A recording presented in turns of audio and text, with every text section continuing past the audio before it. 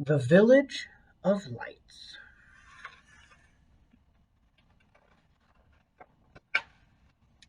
For Steve, Rick, and refugees everywhere. Mitchell. For Luke, my light, and for Simon, of course, Emily.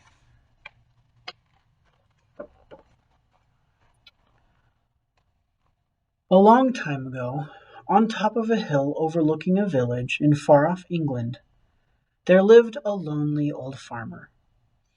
Now it must be said that the old farmer hadn't always been lonely. He hadn't always been old. In fact, there had been a time in his younger years that his humble farm had been filled with the sweet laughter of children and the voice of a loving wife. Back then, the old farmer's wife would often chase the squealing children around the yard at sunset, while the old farmer finished his labors and set supper on the table, smiling as he listened to the sounds of their joy. The family would gather around the big oak table for supper and story time. The old farmer and his wife would captivate their children with tales of love and bravery. Then the family would lie down to sleep for the night, their stomachs filled with food and their dreams filled with courageous characters.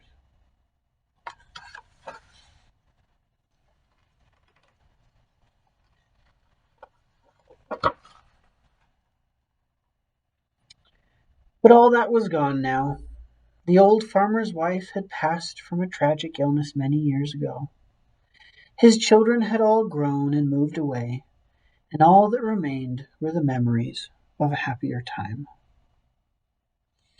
Each night, after finishing the last of his chores, the old man would perch himself on his broken-down fence and gaze down at the twinkling lights of the frosty village. Hundreds of flickering lights from the shops and homes would wink back at him like old friends through the blackness of the night.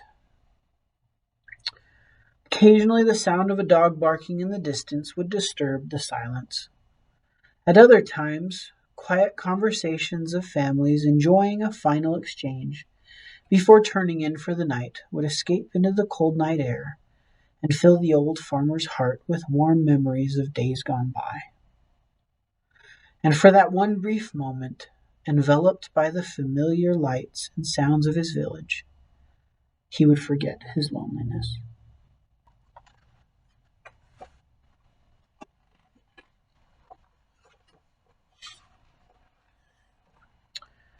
Night after night, the old farmer would remain fixed at his spot on the hill until every light of the village had been extinguished.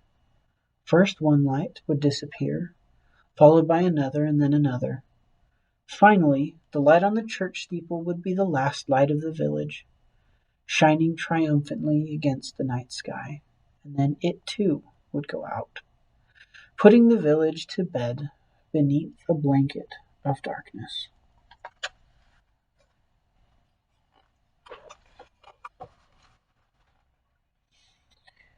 One chilly morning, the old farmer made his way into town to pay a visit to the village cobbler. His favorite boots had worn thin and were in great need of repair. As the old farmer entered the shop, the cobbler lifted a silencing hand and motioned for the old farmer to listen to the nearby radio. As he did, a somber voice on the radio declared, "And that consequently this country is at war with Germany." For a brief moment, the cobbler and the old farmer didn't say a word, instead exchanging grave looks of concern.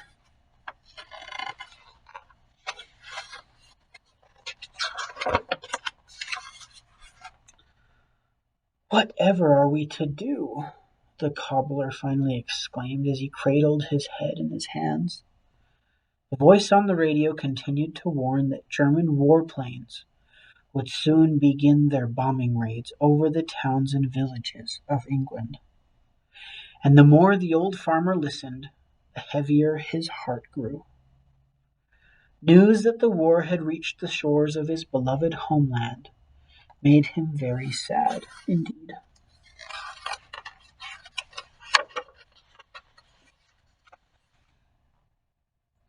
Over the next few days, villagers were taught what they needed to do to protect the village. They were told to hang thick black curtains in every window of every home in order to block out any light that might be seen by enemy planes. The mayor ordered that all street lights and lamps be extinguished.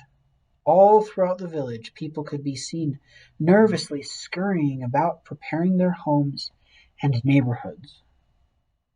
Windows were blacked out, and bulbs of every size and shape were removed from street lamps. The discarded light bulbs were then put into wooden crates that had been placed in the streets throughout the village.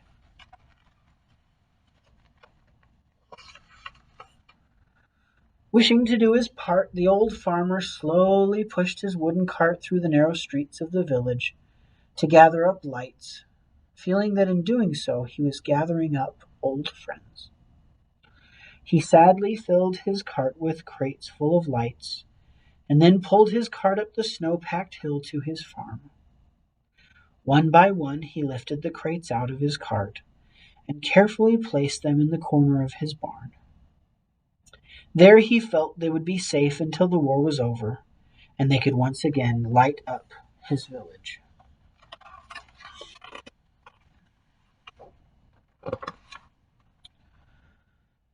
As the days and weeks passed by, the Christmas season quietly approached. The village, which at this time of the year was typically aglow with the beautiful lights and sounds of Christmas, was instead shrouded over the dark veil of war.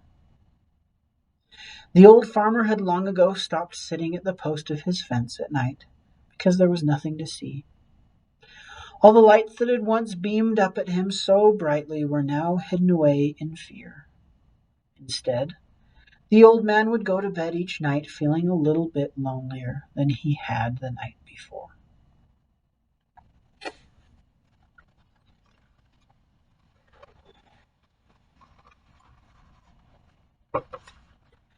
One night, as the old farmer finished his chores and leaned his shovel against the wall of his barn before heading to bed, he caught sight of the crates of lights. It seemed so long ago that they had lit up the village. Oh, how he missed them. After the farmer had crawled into bed that night and was just about ready to drift off to sleep, a tiny idea popped into his head. The more he thought about it, the more certain he became that this was exactly what he needed to do. Yes, he said to himself, whispering even though no one was in his quiet house to overhear him. With a small smile and a new sense of purpose, he fell into a deep and peaceful slumber. As Christmas Eve arrived and the nightly darkness once more settled over the village, the villagers, who should have been waiting and listening for St. Nick, were instead greeted with the unsettling buzz of bombs in distant villages shook the ground under their feet. Oh, the buzz of approaching enemy planes. Before too long, the loud thunder of exploding bombs in distant villages shook the ground under their feet, sending them scurrying for cover. Closer and closer the planes came, until suddenly their screaming engines could be heard just overhead.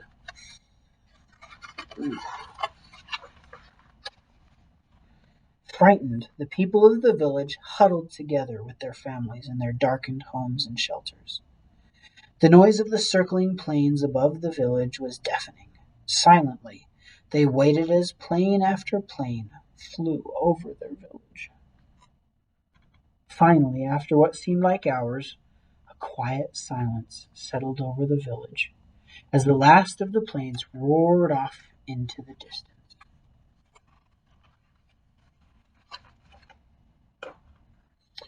When the villagers were sure that the planes were really gone and that it was finally safe to come out, they cautiously filed out into the cold night.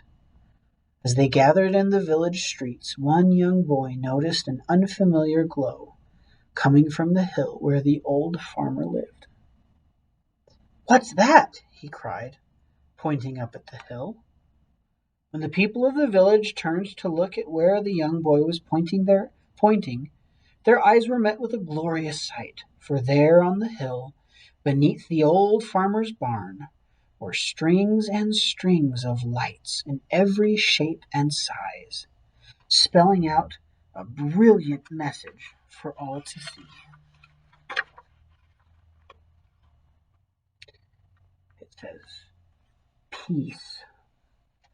Yes, peace, peace on earth, some of the villagers whispered to each other as they gazed upon the heavenly sight, their eyes shining with light. Never had the lights of Christmas meant so much to the people of the village as they did in that very moment.